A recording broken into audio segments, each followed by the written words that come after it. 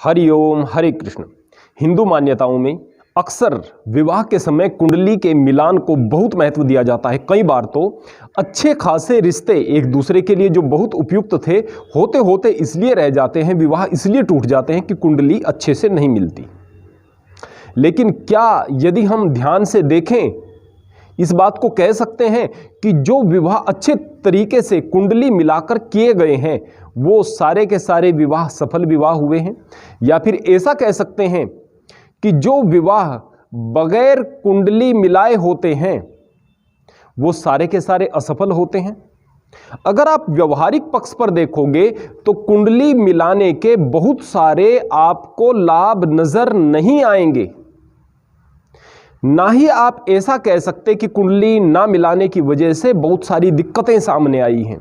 हाँ, आदमी अपनी दृष्टि से कई तरह की बातें गढ़ लेता है। मान लिया किसी ने बगैर कुंडली मिलाए शादी कर ली है और उसकी जिंदगी में कुछ बुरा होता है तो लोग कहेंगे देखो इन्होंने कुंडली नहीं मिलाई थी इसलिए चीज हो गई, जिन्होंने मिलाई थी उनकी जिंदगी में आ गई तो कोई दिक्कत की बात नहीं, मां तकलीफ आ गई तो कोई दिक्कत की बात नहीं। लेकिन जिन्होंने नहीं मिलाई थी फिर अपनी बात कहनी है। तो इस प्रकार से हम चीजों का दुष्प्रचार करके भी अनेक प्रकार के वहम पाल लेते हैं। हम आइए समझते हैं कुंडली का वास्तविक स्वरूप क्या है, कब से कुंडली जो है मानी जाने लगी विवाह के लिए अनिवार्य, क्यों माने जाने लगी और इसका इतिहास कितना पुराना है। हम सबसे पहले इतिहास पर नजर डालते हैं। हमारे यहाँ विवाह की एक बहु प्रचलित प्रथा थी स्वयंवर। स्वयंवर अर्थात अपने आप वरण, जब कन्या अपने आप वरण करती थी अपने लिए एक योग्य वर का, पिता क्या करता था, योग्य लोगों को आमंत्रित करता था। तो वो लोग आते थे सभा में जहां पर कि लड़की को अपना वर चुनना होता था।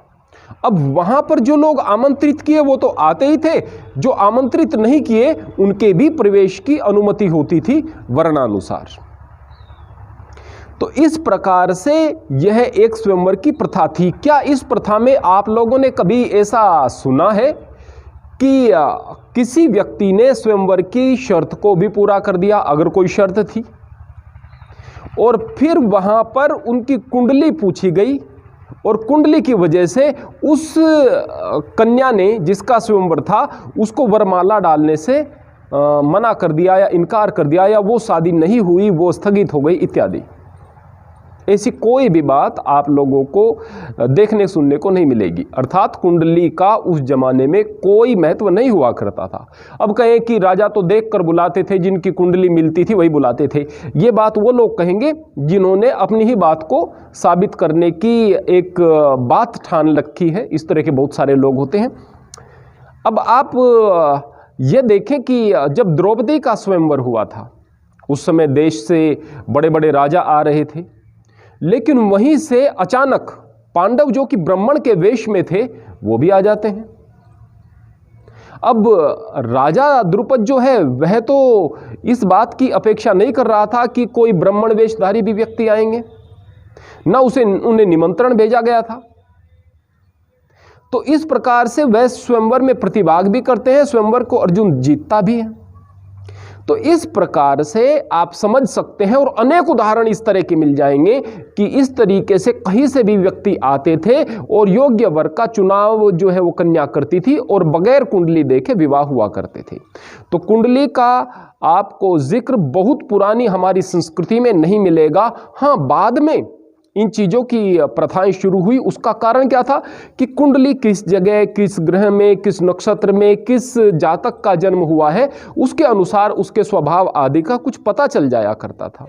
उनके गुणों का मिलान करते थे, देखे भाई एक दूसरे के लिए बेहतर होंगे या नहीं, क्योंकि कन्या के बारे में बहुत ज़्यादा जानने का अवसर वर को नहीं होता था, वर पक्ष को भी नहीं होता था, क्योंकि अक्सर अपने घरों में रहती थी कन्याएं और बहुत ज़्यादा एक दूसरे से खुलती नहीं थी, बहुत ज़्यादा एक दूसरे के सामने नहीं होते थे। तो यह कुंडली एक जरिया होता था उनके स्वभाव को जानने के लिए। यहाँ तक बात ठीक थी, किसी हद तक वो आंकड़े सही भी बैठते थे।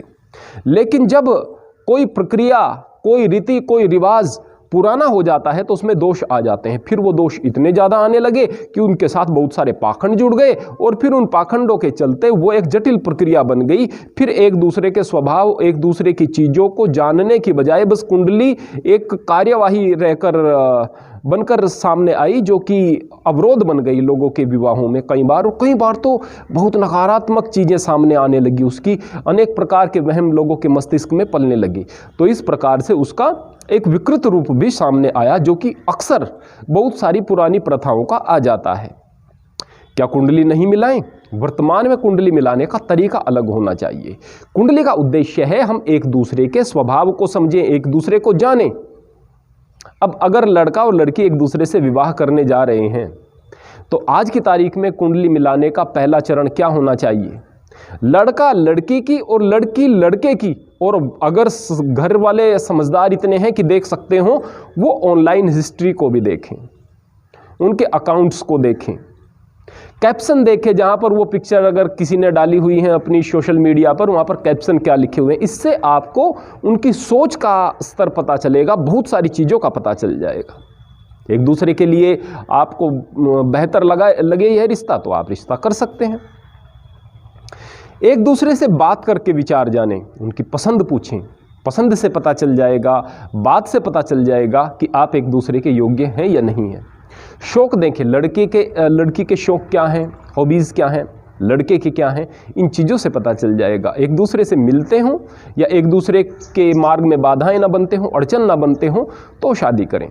वंशानुगत बीमारियों को देखें, अगर मान लिया किसी को HIV है तो उसके साथ में विवाह करना, उस कुंडली को मिलाने से जो आप कागज़ों पर मिला रहे हैं ये ज़्यादा ज़रूरी हो जाती है। कोई वंशानुगत ऐसी बीमारी है जिसको लेकर के अगर आगे चलेंगे तो आगे बच्चे भी उसी प्रकार के पैदा होंगे, तो ऐसे में चाहिए कि इस वंशानुगत गंभीर बीमारी के बीमार व्यक्ति को विवाह करना ही नहीं चाहिए। क्या लाभ है आप बीमार बच्चों को अगर जन्म दोगे, अगर बच्चों में आने वाली चीज़ें हैं वो तो इस प्रकार से हम इस हिस्ट्री को भी देखें कि ये वंशानुगत कोई ऐसी बीमारी आगे तो नहीं बढ़ रही है। जब हम इन चीज़ों को देख रहे होंगे तो समझो हम सही अर्थों में कुंडली मिला रहे हैं। अब एक और भी बात आती है, वह होती है मंगल दोष। अक्सर हम ज्योतिष की भाषा में कह देते हैं कि जब किसी जातक के प्रथम, चतुर्थ, सप्तम, अष्टम, द्वादश भाव में मंगल होता है उस समय मंगल दोष होता है। और फिर इस मंगल दोष को कैसे दूर किया जाए? बोले मंगल दोष को दूर करने के लिए एक केले के पेड़ के साथ में विवाह कर दिया जाए, फिर उस केले के पेड़ को काट दिया जाए, फिर अमुक व्यक्ति के साथ आप विवाह कर सकते हैं, मंगल दोष समाप्त हो गया। पानी के घड़े के साथ में विवाह कर सकते हैं, उसको फोड़ सकते हैं, मंगल दोष हट गया। सोने की मूर्ति के साथ में विवाह कर सकते हैं, फिर मूर्ति को आप दान कर देंगे तो ये आप समझो मंगल दोष हट गया। इन टोटकों से मंगल दोष हटाएंगे क्या? और ये मंगल दोष इस प्रकार से आपके जीवन को प्रभावित करेगा क्या? हकीकत में जो मंगल दोष है उसे जाने, क्या है मंगल दोष। जब आपके प्रथम, चतुर्थ, सप्तम, अष्टम और द्वादश भाव में मंगल ग्रह होता है उस समय मंगल दोष नहीं होता। जब आपके घर में अन्याय होता है उस समय मंगल दोष होता है। आपके घर में फिर कभी मंगल नहीं रह सकता। जब एक दूसरे की भावनाओं को आप नहीं समझते तो मंगल दोष होता है। जब आपके घर में अनुशासन और सुसंस्कार ना हो तो मंगल दोष होता है। जब घर में एक दूसरे के प्रति त्याग की भावना ना हो, दूसरे के सुख को अपने सुख से ज़्यादा समझने की भावना ना हो, ज़्यादा महत्वपूर्ण समझने की भावना ना हो, तो समझो मंगल दोष होता है। हकीकत में ये है मंगल दोष। जब ये चीज़ें आपके घर में स्थापित हो जाएगी, घर में न्याय होगा, एक दूसरे की भावना को समझने की प्रवृत्ति हो जाएगी, अनुशासन हो जाएगा, सुसंस्कार हो जाएंगे, त्याग की भावना हो जाएगी, दूसरे के सुख के लिए अपने सुख को त्यागने की भावना हो जाएगी, तो आपके मंगल दोष समाप्त हो जाएंगे। जब आप किसी बात पर अपने मस्तिष्क को इतना गड़ा लेते हो कि उसी बात के बारे में विचार करते हो, ये लड़की मंगल दोष से युक्त है और इससे शादी हो गई तो अब मेरे घर में निष्ठ हो जाएगा, लड़का जो है मंगल दोष वाला था अब ये शादी हो गई, अब तो वर जो है ये मर भी सकता है, दूसरी चीज़ें, आप नकारात्मक चीज़ें सोच रहे हो। और ये आपकी ज़बरदस्त सोच, आपका ये विश्वास कहीं ना कहीं उस नकारात्मक चीज़ को आकर्षित कर रहा है और उस तरह की घटनाओं को आकर्षित कर रहा है। ये भी आप मंगल दोष खुद पैदा कर रहे हो। तो जब तक आप इन चीज़ों को नहीं समझोगे सही तरीके से, तो आप अपने घर को बेहतर नहीं बना सकते। वर्तमान समय में आप जिन चीज़ों को धर्म समझ रहे हैं, वो धर्म नहीं, वो परंपराएं हैं। धर्म एक अलग विषय वस्तु है। मंगल दोष को समाप्त करने के और भी तरीके हैं। किस चीज़ से आप मंगल दोष को समाप्त करोगे?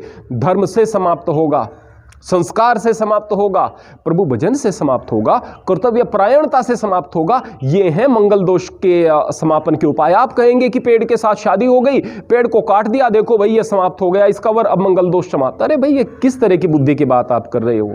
इन पाखंडों से आप बाहर निकलो, इस प्रकार के अज्ञान से आप बाहर निकलो और वास्तविक मंगल दोष को पहचानो और वास्तविक तरीका समझो कि कुंडली किस तरह से मिलाई जाएगी। अगर आप सही तरीके से कुंडली मिलाते हो और सही तरीके से मंगल दोष का निवारण करते हो, तो निश्चित तौर पर आपका पारिवारिक जीवन भी सुखी होगा और उसमें सही अर्थों में मंगल दोष भी नहीं रहेगा। हरि ओम, हरे कृष्ण।